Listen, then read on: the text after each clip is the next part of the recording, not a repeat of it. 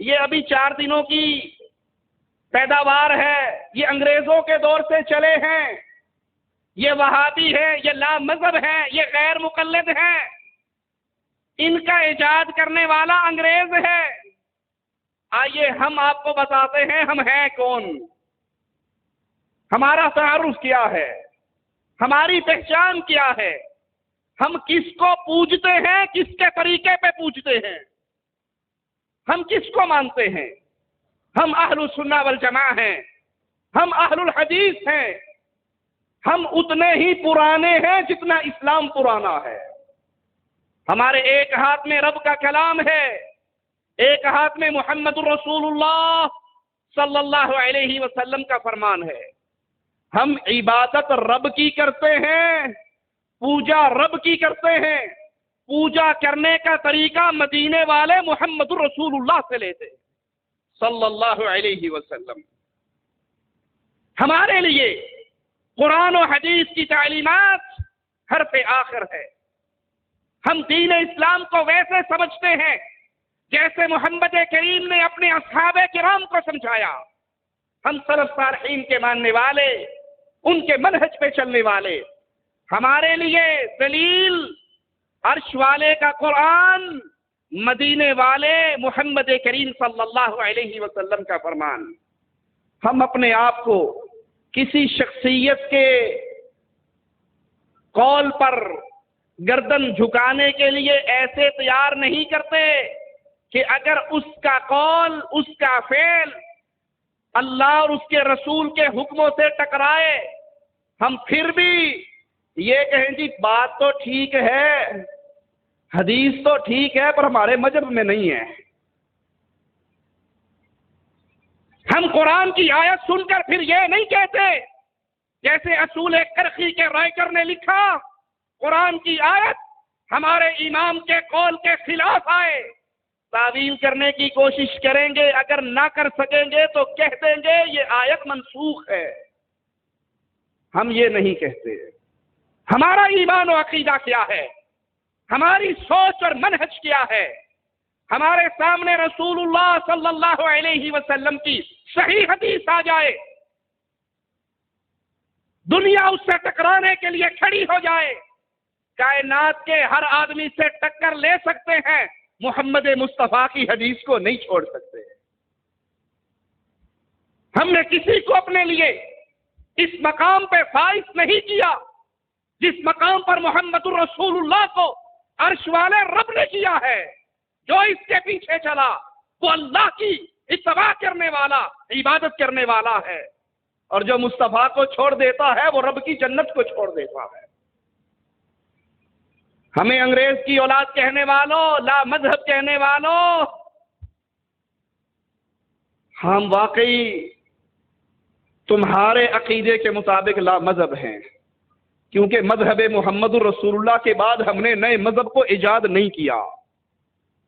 تم نے تو بستیوں کے نام پہ مذہب بنائے، تم نے ہستیوں کے نام پہ مذہب بنائے، تم نے قرآن و حدیث کے دلائل سننے کے بعد پھر کہا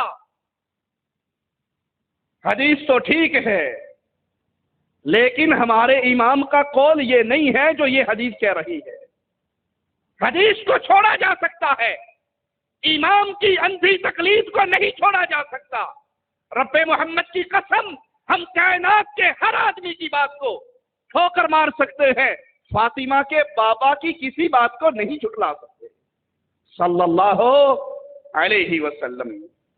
مسائل و احکام کو سمجھنے میں ہم پابند ہیں اس فہم کے جو فہم اصحاب محمد الرسول اللہ کا تھا صلی اللہ علیہ وسلم۔ کوئی پوچھنے والا پوچھ سکتا ہے آپ کی ابتدا کب سے ہوئی ہے؟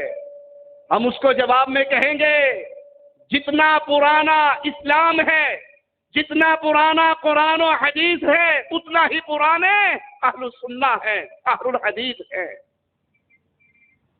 ہم قرآن و حدیث پہ عمل کرنے والے، قرآن و حدیث کی دعوت دینے والے، قرآن و حدیث کی طرف بلانے والے، یہ وسیلہ رہا ہے اہل شرک کا۔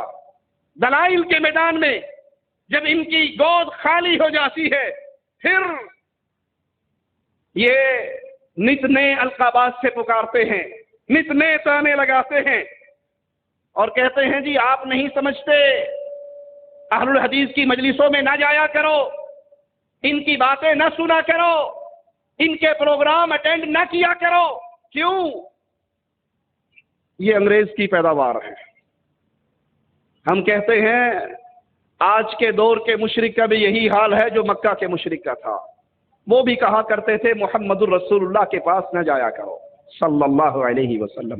ایک آنے والا آیا تھا، ابو جہل کی پارٹی نے مکے سے نکل کے اس کا استقبال کیا تھا اور کہا تھا ہمارے ہاں ایک شخص جس کا نام محمد صلی اللہ علیہ وسلم، ان کے پاس نہ بیٹھنا، ان کی بات نہ سننا۔ کیوں؟ جو ان کی سنتا ہے انہی کا ہو جاتا ہے۔ اس نے مکے میں داخل ہونے سے پہلے روئی اپنے کانوں میں ڈالی تھی کہ کہیں گلی میں چلتے ہوئے آواز کان میں نہ پڑ جائے، اور حرم میں آیا تھا، مصطفیٰ علیہ السلام کو دیکھا تھا، کہا میرے دل میں آیا پوچھوں تو صحیح کہتے کیا ہے۔ مجھے تو کہا گیا یہ شاعر ہے اور میں بھی شاعر ہوں، اگر ان کا کلام شعر و شاعری ہوا تو میں کہہ دوں گا یہ تو شعر ہے، سنو تو صحیح کہتے کیا ہے۔ میں پاس آیا، ان کے بیٹھا، پوچھا کیا پیغام دیتے ہو؟ مصطفیٰ علیہ السلام نے ارشاد فرمایا، قرآن حکیم کی یہ آیت تلاوت فرمائی، یہ سورت انا اعطیناک الکوثر فصل لربک وانحر ان شانئک هو الابتر۔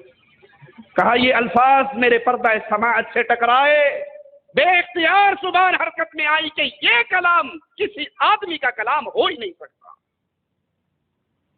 آج یہی آوازہ لوگوں پہ لگایا جاتا ہے اہل حدیثوں کے پاس نہ جانا، یہ اپنے آپ کو اہل سنت کہلاتے ہیں اور یہ اصلی اہل سنت ہے۔ ان کا کلام نہ سننا، ان کی مجلسوں میں نہ بیٹھنا، کیوں؟ اس کے پیچھے کہانی کیا ہے؟ وہ اس لیے کہ ان کے ہاتھ میں عرش والے کا کلام اور مدینے والے کا فرمان ہے۔ یہ کسی کو لسوڑی شاہ کی طرف نہیں بلاتے، یہ کسی کو بریلی اور دیوبند کی طرف نہیں بلاتے، یہ کسی کو کاما والی سرکار کی طرف نہیں بلاتے۔ یہ کہتے ہیں لوگوں رب نے پیدا کیا ہے، رب نے زندگی دی ہے، رب نے عزت دی ہے، رب نے صحت دی ہے، گردن جب جھکانی ہو رب کے سامنے جھکایا کرو، سنت جب بھی لینی ہے تو محمد الرسول اللہ کی لیا کرو۔